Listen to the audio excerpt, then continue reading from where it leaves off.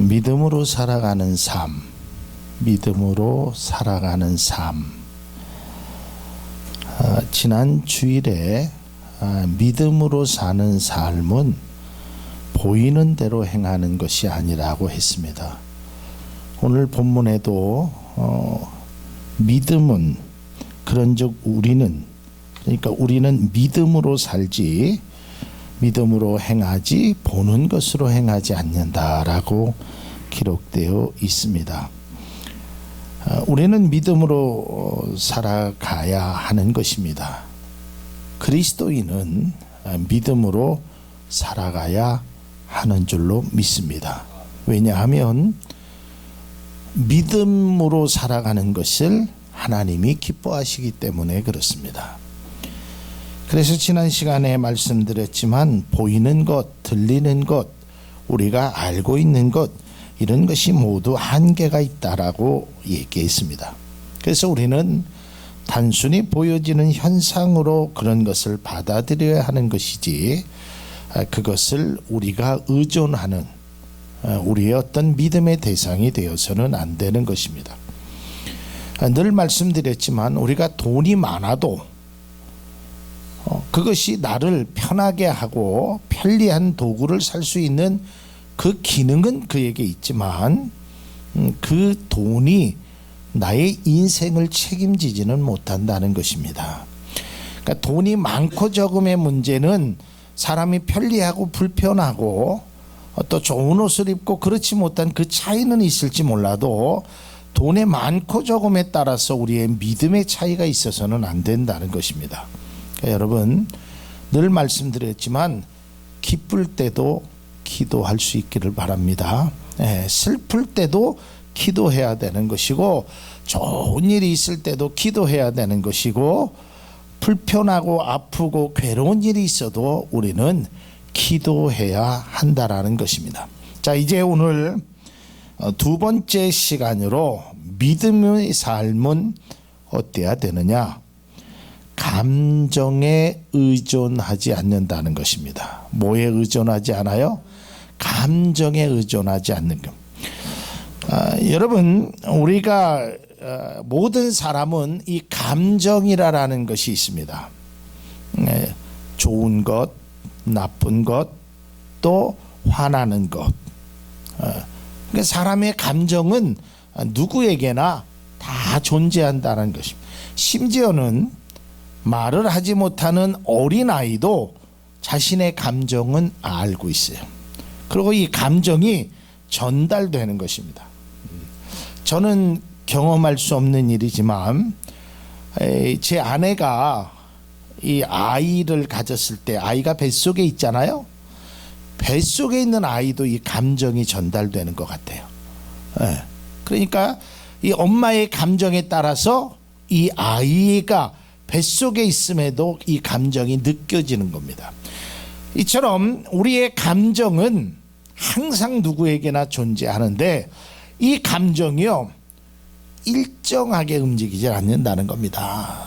누구도 마찬가지입니다. 어떤 성인 군자라도 이 감정이, 이 굴곡은 항상 존재한다는 거예요. 좋았을 때, 나빴을 때, 힘들었을 때, 괴로웠을 때, 기뻤을 때 이 감정들이 다 이렇게 존재해 나간다는 것입니다. 어떤 때는 기쁘고 막 흥분이 되어서 산 꼭대기에 올라간 것처럼 그렇게 기쁠 때도 있고, 또 어떤 때는 깜깜한 터널을 지나는 것 같은 감정이 메말라 갈 때도 우리에게는 분명히 있습니다. 저도 짧은 인생을 살아보지만 우리의 감정이, 제가 느끼는 감정이 항상 좋지만은 않았어요. 또 반대로 항상 나쁘지만은 않았습니다. 좋았을 때도 있고, 또 제가 짧은 목회 기간에서도 보면 참 기쁠 때가 있었고, 눈물도 흘릴 때가 있었고, 힘들 때도 있었고, 포기하고 싶을 때도 있었고, 정말 하나님의 은혜에 감사할 때도 이것에 따라서, 보여지는 현상에 따라서 우리의 감정이 출렁출렁거린단 말이에요. 그러나 이 감정은 보여지는 현상에 따라서 움직임이 있습니다. 자연스러운 것입니다. 그런데 이 감정 때문에 신앙이 같이 출렁출렁거리해서는 안 된다는 겁니다. 사람은 누구나 다 감정이 움직이게끔 되어 있습니다. 좋았을 때, 나빴을 때, 기분 좋았을 때, 또 행복했을 때, 웃을 때, 울을 때, 배고팠을 때, 배불렀을 때 등등의 이런 감정이, 그리고 여러분들이 아무리 기도하고 믿음에 뭐 극치에 올라간다 그래도 여러분의 감정이 똑같을 수만은 없단 말이에요. 그런데 우리의 이 감정에 의해서 우리의 신앙이 자꾸만 흔들리고 있다라는 것입니다.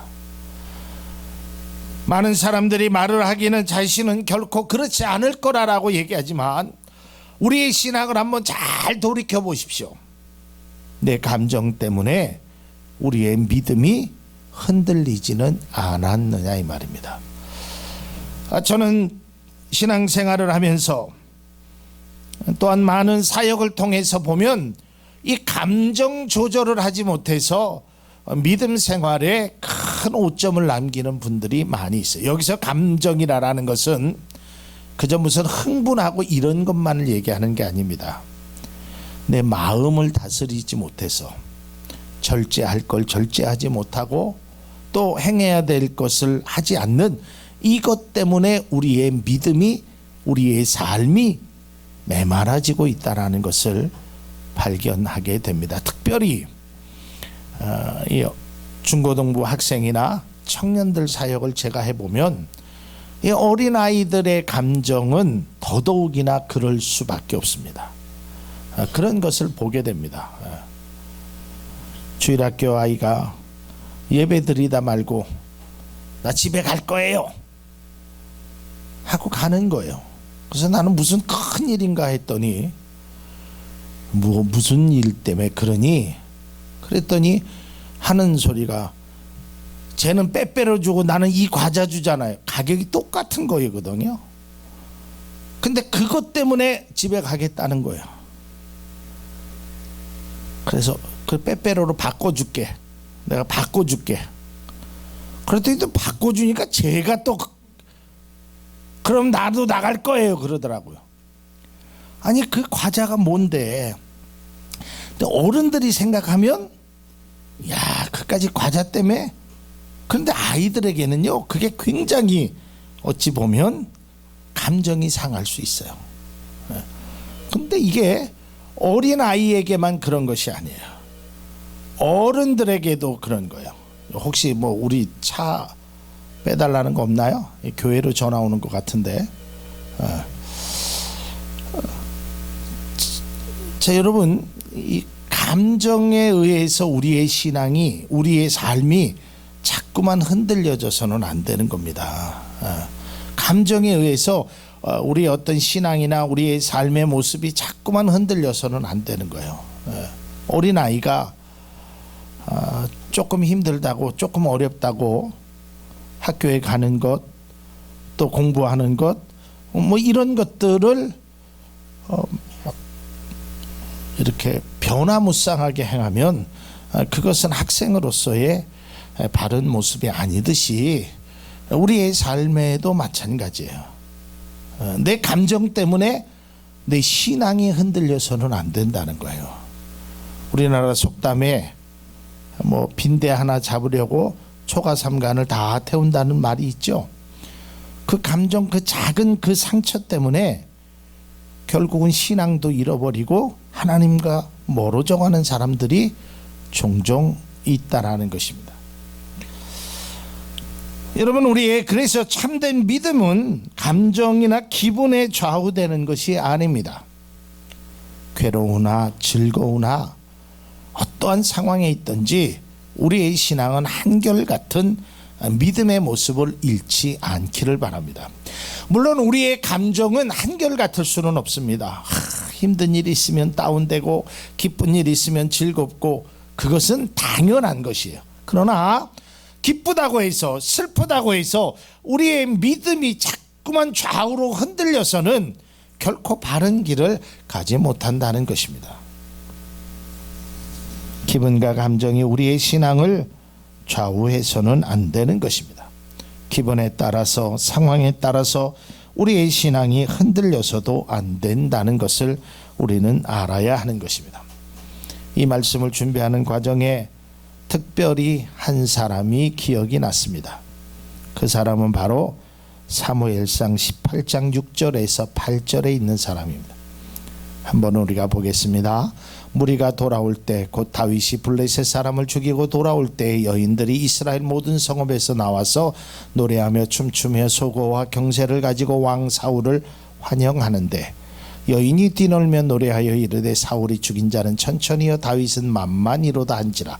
8절에 사울이 그 말에 불쾌하여 심히 노하여 이르되 다윗에게는 만만을 돌리고 내게는 천천만 돌리니 그가 더 얻을 것이니라.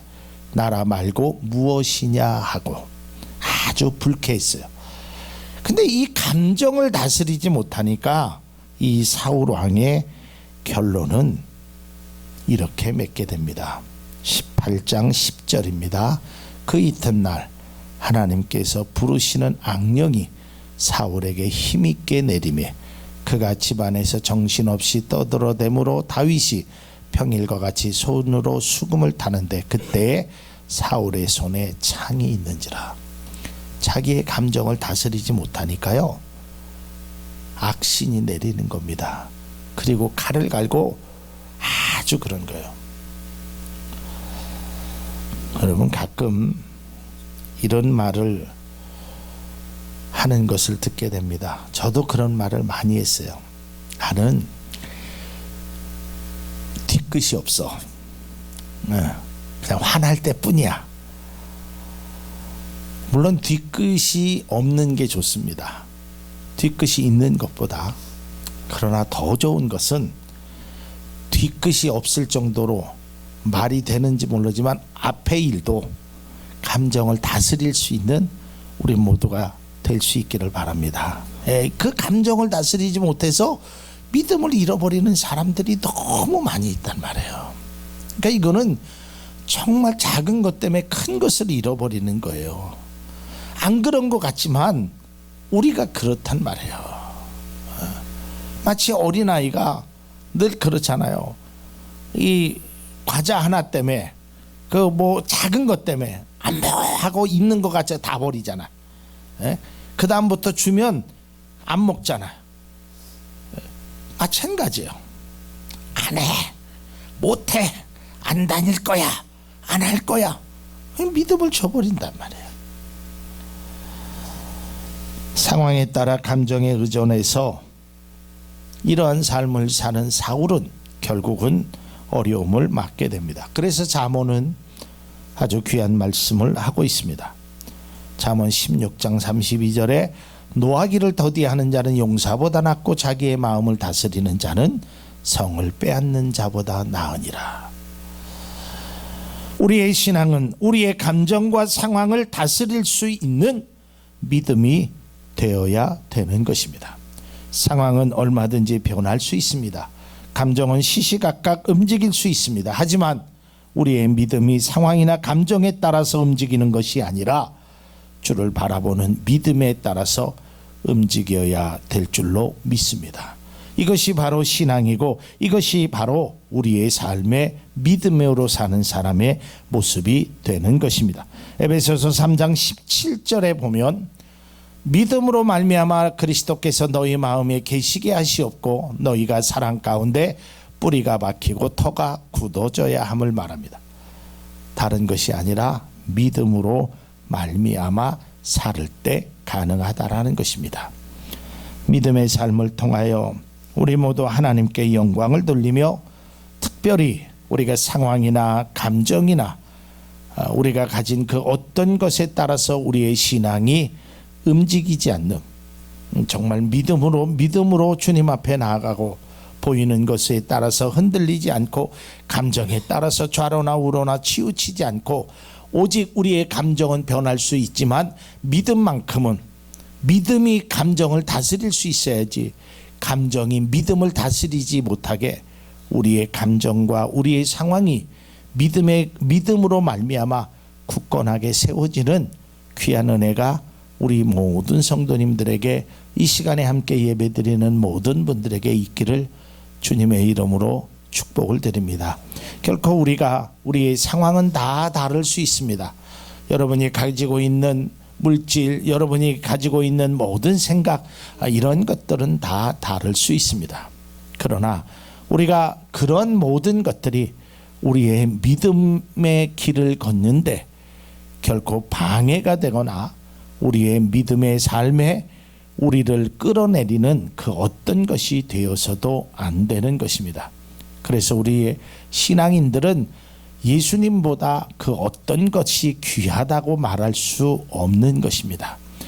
믿음보다 귀한 것은 없는 것입니다. 그러기에 우리의 상황에 따라서 우리의 믿음이 움직이는 것이 아니라 믿음에 따라서 상황을 이겨내는 멋진 그리스도인들이 이곳에 계신 여러분들의 모습이 되기를 주님의 이름으로 축복을 드립니다.